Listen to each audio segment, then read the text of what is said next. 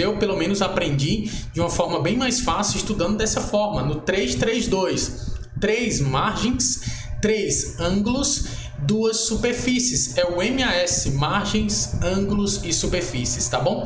3-3-2 é o MAS. Então, quais são as 3 margens que nós temos aqui na escápula? Primeiro, é interessante saber que a escápula é um osso triangular achatado que está localizado na região posterior do tórax. Então é um osso bilateral, significa dizer que eu tenho escápula direita e escápula esquerda, tranquilo? Quais são as 3 margens da escápula?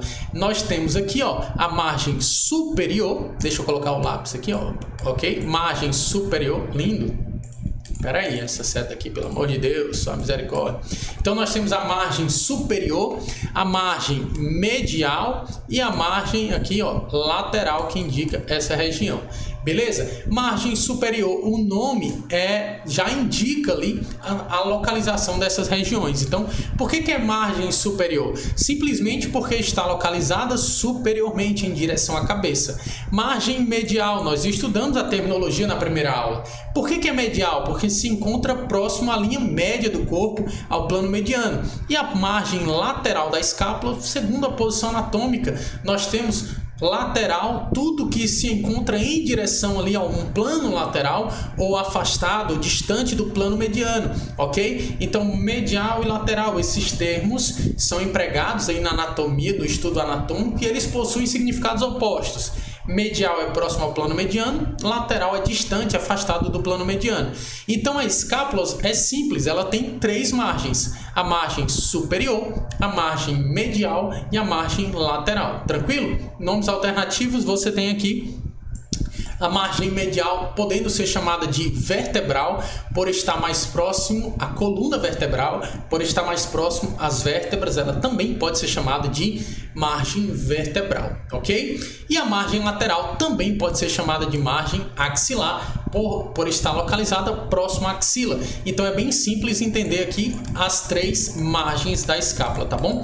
3 margens: margem superior, margem lateral ou axilar, margem medial ou vertebral. Beleza até aqui? Maravilha! A escápula também tem 3 ângulos, ok? Então os 3 ângulos, eles são as 3 pontas formadas pelo encontro das margens. Esse osso é um osso triangular, então ele tem 3 pontas, beleza? E os ângulos, eles são a junção aí das margens que nós estudamos. Então você viu a margem superior, lateral e medial. Então a junção da margem superior com a margem medial forma um ângulo chamado de ângulo superior. É isso mesmo. Você tem a margem superior e medialmente a margem superior. Na junção da margem superior com a margem medial, você tem um ângulo superior que está localizado superiormente. É fácil entender, você precisa associar.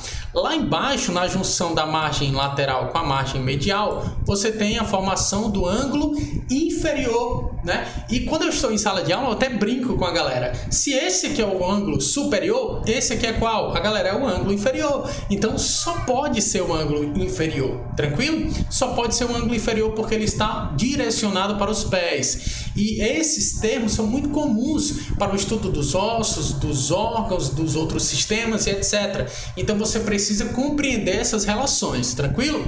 Ângulo superior, ângulo inferior, e aqui na junção aqui da cabeça da escápula com a margem lateral ou axilar da escápula, você tem o ângulo lateral, tá bom? Aqui você vê entre parênteses cabeça, é onde você tem a localização da cabeça, né? O Biasoli traz que a escápula anatomicamente é dividida entre uma cabeça e um corpo, e entre a cabeça e o corpo você tem o colo. É assim que ele traz o livro Técnicas Radiográficas, tá bom? Essa divisão anatômica que eu estou trazendo para vocês em 3 margens, 3 ângulos e 2 superfícies, você certamente vai encontrar aí no livro Tratado de Posicionamento Radiográfico e Anatomia Associada do Kennedy Botrage. Quais são as 2 superfícies da escápula? Em primeiro lugar, você tem então a superfície anterior ou costal. E a superfície, em segundo lugar, você tem a superfície posterior ou dorsal. Tranquilo? Então são 2 superfícies. A superfície anterior ou costal, pode ser chamada das 2 formas. Superfície anterior porque está localizada em direção A superfície anterior, a parte da frente da escápula. É superfície ou face costal, porque está próximo às costelas, em contato com as costelas, é por isso costal. Não confundam com costas, com dorsal, tranquilo? É face costal ou face anterior, tranquilo?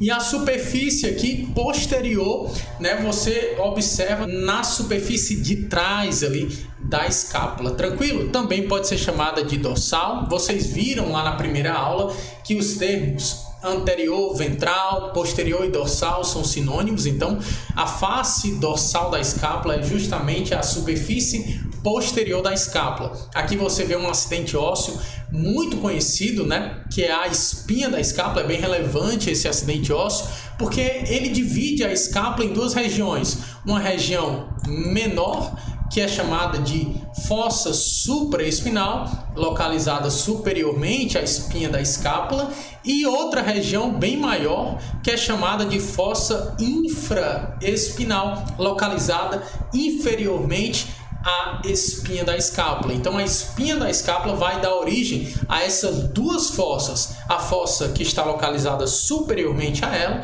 e a fossa que está localizada inferiormente a ela, tá bom? Então, fossa supraespinal e a fossa infraespinal, tranquilo? Aqui nessa face posterior, você também observa um prolongamento da espinha, um acidente ósseo que se estende aqui da borda medial em direção à borda lateral. O prolongamento da espinha é chamada de acrômio e ele está localizado ali num ponto mais alto, vai estar localizado superiormente à articulação glenohumeral. O acrômio da escápula vai se articular com a extremidade lateral da clavícula, também chamada de extremidade acromial ou extremidade distal, segundo o Biasoli, tranquilo? Para o estudo radiográfico dessa articulação acromioclavicular, nós temos também métodos, incidências especiais, e nós vamos conhecer ela, inclusive uma incidência que é muito cobrada em processos seletivos, é a incidência de Zanca. Tranquilo, pessoal? Maravilha!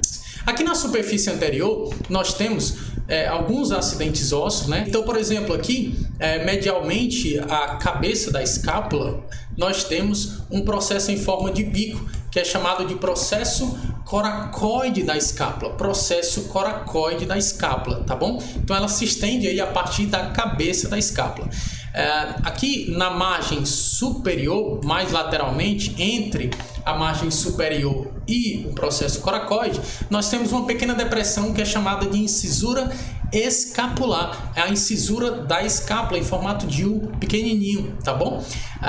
Em um perfil, a gente consegue observar também um grande acidente ósseo, que é uma escavação aqui, ó, chamada de cavidade ou fossa glenoidal ou glenoide, né? Uma depressão que vai formar articulação glenohumeral, uma articulação do tipo esferoide.